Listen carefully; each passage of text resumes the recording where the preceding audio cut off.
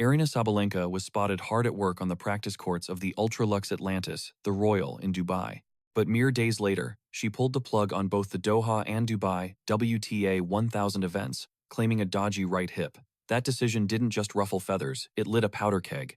Tournament director Salah Talak didn't hold back, turning his frustration into a public crusade demanding ranking point deductions for the world number one. And right in the chaotic center of that fallout, a whisper about a $1.6 to $6 billion contract latched onto Eala's name. The rumor detonated across Facebook and TikTok, faster than any fact-checker could hope to intercept it. But here is the real truth behind the headlines. It has absolutely nothing to do with jealousy. It is the story of two athletes existing in parallel financial universes and an online ecosystem working overtime to blur the lines between them. Let us look at the hard numbers. As of February 23, 2026, Aryna Sabalenka sits on the throne as world number one, having already raked in over $1.6 million this year alone, and she amassed that fortune playing in just 2 tournaments. She kicked off the season with a victory at the Brisbane International, crushing Marta Kostyuk in the final and banking over $214,000. Then came the heartbreak in Melbourne. Elena Rybakina dismantled Sabalenka in the Australian Open final, erasing a 3-love lead in the deciding set. Sabalenka still pocketed nearly $1.4 million as the runner-up, but she walked straight off the court and into a PR nightmare. Pat Cash labeled it a total capitulation. Annabelle Croft took it a step further, slamming Sabalenka's on-court demeanor as childish and immature. The world number one was taking fire from all sides. Meanwhile, Eala entered 2026 from a completely different starting block. She was floating somewhere between the low 30s and high 40s in the world rankings when the calendar flipped. Her entire career earnings had just ticked past $1.6 to $6 million less than what Sabalenka earned in January alone. But that bank balance fails to capture the bizarre narrative suddenly constructing itself around Eala's name. Tensions flared among Eala's fans after a rumor spread that Sabalenka claimed she wouldn't receive star treatment at the Slams next year. I will dive into whether Aryna is truly being sidelined by the swoosh brand. But first, this is where the story goes off the rails. On February 10, 2026, a tidal wave of posts hit Facebook and TikTok, pushing a single, outrageous claim. The rumor that Abu Dhabi billionaire Sheikh Mansour bin Zayed Al Nahyan offered Eala a $1.6 billion contract, $1 billion upfront, plus $600 million annually for a decade. All this just to make her the face of a new UAE tennis championship. To grasp the sheer insanity of that figure, you need context. The most expensive verified sports contract in history belongs to baseball superstar Juan Soto. That massive deal totals $700 million. The Sheikh Mansour rumor was inventing a payout more than double that size. Fact-checkers quickly stepped in, proving the viral images were bad, Photoshop jobs, and confirming the entire saga was total fiction. But the madness didn't stop there. Running parallel to the Sheikh Mansour fairy tale was another lie claiming Wilson Sporting Goods had offered Eala a $45 million endorsement. It even featured a heart-tugging quote, allegedly from Eala herself, claiming she would use the windfall to help the needy. The glitch in that matrix? Eala is a die-hard Babolat athlete.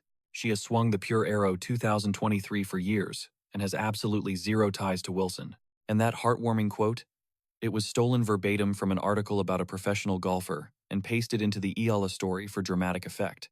Eala herself eventually spoke out, expressing deep concern over how rapidly these lies were infecting her fanbase. Now, let us address the most critical correction in this entire mess. There is zero verified evidence, none of Aryna Sabalenka ever making a derogatory comment about Eala's finances. Whether real or fake, the rich versus poor narrative driving clicks is a complete fabrication. The only real drama Sabalenka caused was her withdrawal from Doha and Dubai. Salah Talak, the tournament director in Dubai, refused to go quietly into the night. He had just overseen a massive 2,000-seat expansion of Court 1, built specifically for the crowds that stars like Sabalenka attract. When she pulled out, especially after being snapped practicing at Atlantis, the Royal Talak went on the offensive. He openly questioned the validity of her injury, noting that the tournament's own physician had diagnosed it as merely minor. Then he escalated the war. He demanded that Sabalenka and Iga Swiatek face ranking point deductions, arguing that fines were not enough. Sabalenka has been a magnet for headlines all season long. First for obliterating her racket after her Australian Open loss to Madison Keys, and then for arguing that financial penalties mean nothing to players earning millions. Coco Gauff pushed back against the criticism, defending a player's right to prioritize their health. She noted that players already sacrifice points when they withdraw, but Talak stood his ground. Tournaments are spending record amounts of cash. When the marquee names ghost the event, that investment evaporates. And this is where the tectonic plates shift, because the prize money landscape in 2026 isn't expanding, it is tightening. The Indian Wells Masters, famously dubbed the fifth major by the pros, has just slashed its total prize purse by nearly 3%. The pot has shrunk from over $19 million in 2025 down to $18,831,450, with the men's champion taking a 4.1 to 4% pay cut. That winner's check plummeted from $1,201,125 to just $1,151,380. At the exact moment athletes are demanding a bigger slice of the revenue pie, the tournament is tightening its belt, putting both sides on a catastrophic collision course. For Aryna Sabalenka, this financial squeeze is personal. She fought her way to the final in 2025 and walked away with $599,625. If she repeats that feat in 2026, she earns significantly less in real value, adding insult to injury for a player already furious about how management handles her medical needs. That dwindling paycheck is the spark that is threatening to ignite a powder keg of accumulated stress. But amidst the internet frenzy, the most critical detail got swept completely under the rug. In 2025, Sabalenka raked in a staggering $30 million, combining her court winnings with ironclad sponsorship deals.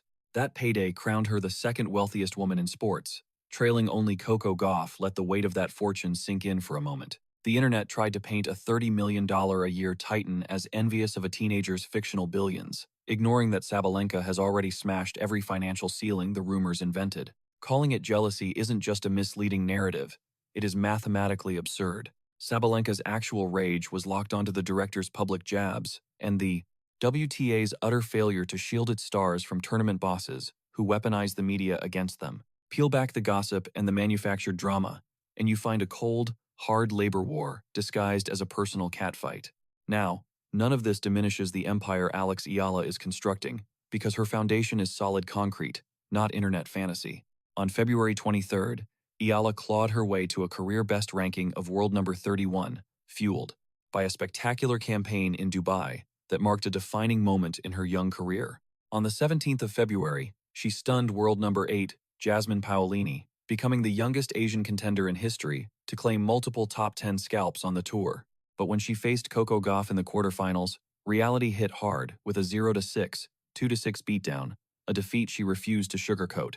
She openly confessed that the chasm between her level and the top 5 elite is massive, citing a dismal 57% first serve rate against the American. She managed to win a meager 30% of the points played, proving the technical mountain she still has to climb is steep and dangerous. Yet, there is a specific metric that explains why billion-dollar myths cling to her name like a shadow. By February 2026, Eala commanded over 920,000 Instagram loyalists, with a staggering 15 to 20% engagement rate, crushing the tour average by threefold. In Dubai, where 1 in 10 residents hails from the Philippines, her court appearances weren't just games, they were cultural events. Officials compared the vibe to a chaotic home match, with packed arenas and fans treating every volley like a desperate prayer. She pulled larger crowds and sparked more online firestorms than the world's top 10, eclipsing even Sabalenka herself. Her portfolio backs this up with heavy hitters like Nike, Babolat, Globe Telecom, Bank of the Philippine Islands, and Milo Real Giants, not some imaginary Middle Eastern payout. It is a legitimate, regionally dominant commercial machine that grows stronger by the day.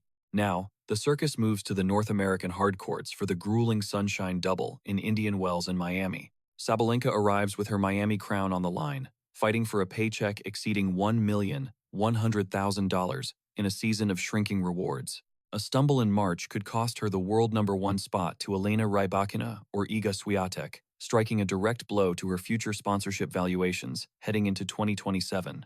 On the other side of the net, for Eala, the mission is to leverage that number 31 ranking to lock in a protected seed at both major tournaments. Being seeded is her shield against early executions by Sabalenka, Gauff, or Rybakina, clearing the road for a deep run that bridges the wage gap. Her team will undoubtedly weaponize that Paolini upset to secure more domestic contracts, adding to the reported $129,332 she has already banked this season.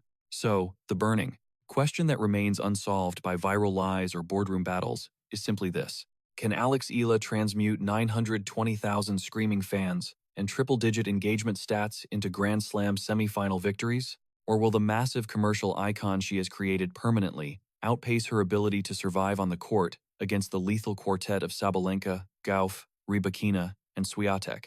Because that chasmic gap, the very one she, humbly admitted was prominent, is the only conflict in this entire saga that is actually real.